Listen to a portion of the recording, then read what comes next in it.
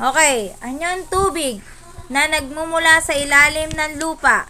Bukal. Malawak na anyong tubig na mas maliit sa karagatan? Dagat.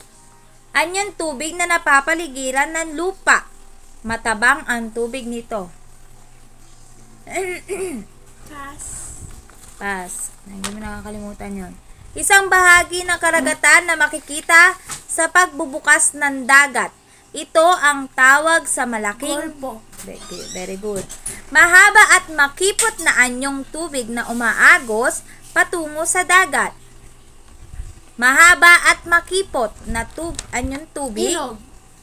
Ito ang pinakamalawak at pinakamalalim na anyong tubig. Karagatan. Daloy ng tubig mula sa isang mataas hanggang sa Talon. mababang. Very good. Nagsisilbing daungan ng mga Noo. sasakyan. Ito yung hindi mo na naman nahulaan.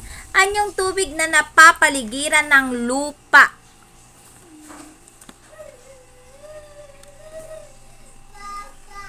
Napapaligiran ng lupa.